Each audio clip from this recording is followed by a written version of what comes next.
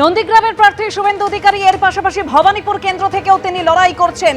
আমি প্রার্থী তালিকা আরো একবার আপনাদের সামনে রাখবো। শিলিগুড়িতে বিজেপি প্রার্থী শঙ্কর ঘোষ, পাণ্ডবেশ্বরে বিজেপি প্রার্থী জিতেন্দ্র তিওয়ারি, খড়গপুর সদর থেকে লড়াই করছেন দিলীপ ঘোষ, তাকে আবার খড়গপুর সদরে ফিরিয়ে আনা হয়েছে। মুর্শিদাবাদে বিজেপি প্রার্থী গৌরী শঙ্কর ঘোষ, হরিণঘাটার বিজেপি প্রার্থী অসীম সরকার, সুকুমার রায় তিনি লড়াই করছেন বিজেপির হয়ে কোচবিহার উত্তরে। বরানগরের বিজেপি প্রার্থী সজল ঘোষ, অগ্নিমিত্রা পাল তাকে আসানসোল দক্ষিণ থেকে প্রার্থী করল বিজেপি। শিবপুরের বিজেপি প্রার্থী রুদ্রনীল ঘোষ, ময়নার বিজেপি প্রার্থী অশোক দিন্দা, দুর্গাপুর পশ্চিমের বিজেপি প্রার্থী লক্ষণ ঘরুই, শিউড়ি থেকে লড়াই করছেন জগন্নাথ চট্টোপাধ্যায়, ময়ূরেশ্বরের বিজেপি প্রার্থী দুধ কুমার মণ্ডল, এর পাশাপাশি শিখা চট্টোপাধ্যায় তাকে ডাবগ্রাম ফুলবাড়ি থেকে লড়বার জন্য তার নাম ঘোষণা করেছে বিজেপি। ফালাকাটায় বিজেপি প্রার্থী দীপক বর্মন, ডায়মন্ড হারবারের বিজেপি প্রার্থীর নাম ঘোষণা করেছে দীপক কুমার হালদার। রাসবিহারী কেন্দ্রে বিজেপি প্রার্থী স্বপন দাশগুপ্ত, নারায়ণগড়ে বিজেপি প্রার্থী রামপ্রসাদ গিরি, নানুরের বিজেপি প্রার্থী খোকন দাস, ঘাটালের বিজেপি প্রার্থী শীতল কপাট, শালতরায় বিজেপি প্রার্থী চন্দনা বাউরি, অনুপ কুমার সাহা তিনি বিজেপির হয়ে লড়াই করছেন দুবরাজপুর আসন থেকে। দিলীপ কুমার ঘোষ তিনি বোলপুর আসন থেকে বিজেপির হয়ে লড়াই করছেন।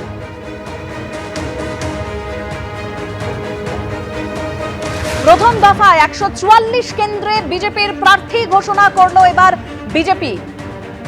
আমি আবারও চলে যাবো, আমাদের প্রতিনিধি অতনু হালদার রয়েছেন আমাদের সঙ্গে। অতনু, দেখো, আমি তোমাকে যেটা বলছিলাম যে এই বিজেপির যে প্রার্থী তালিকা তাতে সব থেকে দুটো বড় চমক। এক হচ্ছে শুভেন্দু অধিকারী দু জায়গা থেকে দাঁড়ানোর সিদ্ধান্ত।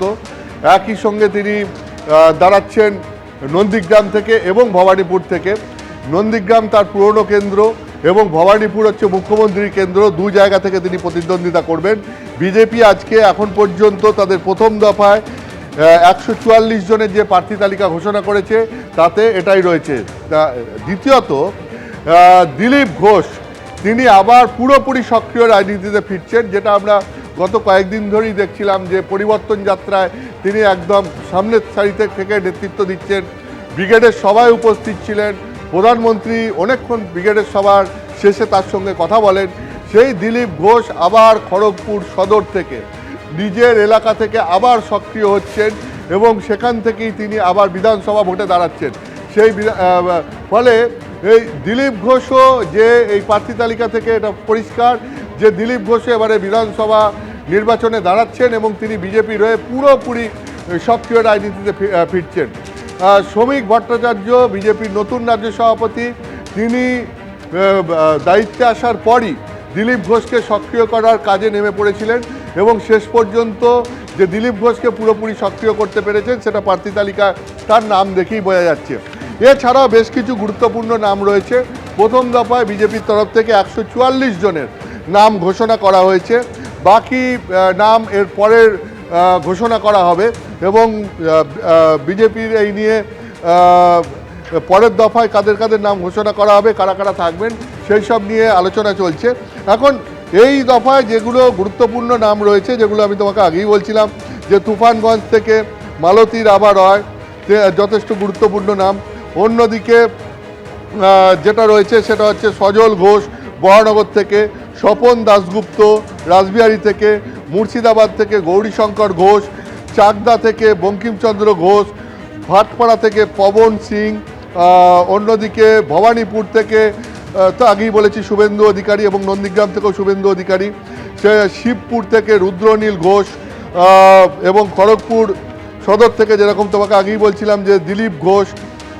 তো এইরকম বেশ কিছু গুরুত্বপূর্ণ নাম আরও রয়েছে। আসানসোল দক্ষিণ থেকে অগ্নিমিত্রা পাল, ময়ূরেশ্বর থেকে দুধ কুমার মণ্ডল, শিউড়ি থেকে জগন্নাথ চট্টোপাধ্যায়, তো এরকম নাম রয়েছে। এবং যেটা এখন পর্যন্ত আমরা দেখতে পাচ্ছি যে এর সঙ্গে সঙ্গেই একটা খড়গপুর সদরে হিরণ চট্টোপাধ্যায় যিনি প্রার্থী ছিলেন এখনও পর্যন্ত প্রথম দফার প্রার্থী তালিকায় তার নাম নেই, অর্থাৎ হিরণ চট্টোপাধ্যায় খড়গপুর সদর থেকে কিন্তু টিকিট পেলেন না। অন্য কোথাও থেকে পাবেন কি না সেটা দ্বিতীয় দফার প্রার্থী তালিকা ঘোষণা হলে বোঝা যাবে। ঠিক একইভাবে গোঘাট কেন্দ্র থেকে টিকিট পেলেন না বিশ্বনাথ কারক।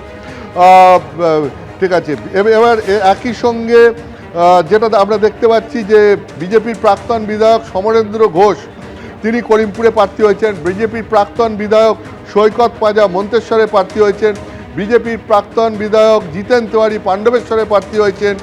বিজেপির প্রথম দফার প্রার্থী তালিকায় দুজন প্রাক্তন সাংসদের নাম রয়েছে।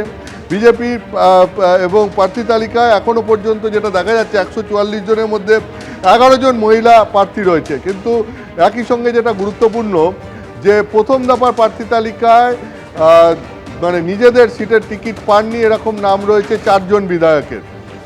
বালুরঘাট কেন্দ্রে কেন্দ্র থেকে টিকিট পাননি অশোক লাহিড়ী। আরামবাগ কেন্দ্র থেকে টিকিট পেলেন না মধুসূদন বাগ। এছাড়াও হিরণ চট্টোপাধ্যায় খড়গপুর সদর থেকে এবং গোঘাট থেকে বিশ্বনাথ কারক। 41 জন বর্তমান বিধায়কের নাম রয়েছে প্রথম দফায় 144 জনের মধ্যে, এবং প্রার্থী তালিকায় 3 জন প্রাক্তন বিধায়কেরও নাম রয়েছে। তো এই হচ্ছে বিজেপির প্রথম দফার প্রার্থী তালিকা। আজই আমি তোমাকে বলছি সিপিএম অর্থাৎ বামফ্রন্টও তাদের প্রার্থী তালিকা ঘোষণা করেছে, এবং তৃণমূল আগামীকাল তাদের প্রার্থী তালিকা ঘোষণা করতে পারে বলে জানা যাচ্ছে। সিপিএমের প্রার্থী তালিকায় যাদবপুর থেকে বিকাশ রঞ্জন ভট্টাচার্য, দমদম উত্তর থেকে দীপশিতা ধর, দমদম থেকে ময়ূখ বিশ্বাস, রাজারহাট নিউ টাউন থেকে সপ্তর্ষি দেব, পানিহাটি থেকে কলতান দাশগুপ্ত, বরানগর থেকে সায়নদীপ মিত্র, উত্তরপাড়া থেকে মীনাক্ষী মুখোপাধ্যায়, কামারহাটি থেকে মানস মুখোপাধ্যায়, কালীগঞ্জ থেকে সাবিনা ইয়াসমিন, রানীবাঁধ থেকে দেবলীনা হেমব্রম, মহেশতলা থেকে সায়ন বন্দ্যোপাধ্যায়, পটাশপুর থেকে সৈকত গিরি, খড়গ্রাম থেকে ধ্রুবজ্যোতি সাহা, নারায়ণগড় থেকে তাপস সিনহা, নোয়াপাড়া থেকে গার্গী চট্টোপাধ্যায়, খড়দা থেকে দেবজ্যোতি দাস। এইটাই হচ্ছে মোটামুটি বামফ্রন্টের যে প্রার্থী তালিকা সেটা। এর সিপিএমের হয়ে এরা দাঁড়িয়েছেন। এই বামফ্রন্টের প্রথম দফার প্রার্থী তালিকা আজকে ঘোষণা হয়েছে, বিজেপির প্রথম দফার প্রার্থী তালিকাও ঘোষণা হলো, এবং যেটা মনে করা হচ্ছে আগামীকাল তৃণমূলের প্রার্থী তালিকা ঘোষণা করা হবে। একদম অতনু, তুমি আমাদের সঙ্গে থাকো। এবিপি আনন্দ এগিয়ে থাকে, এগিয়ে রাখে।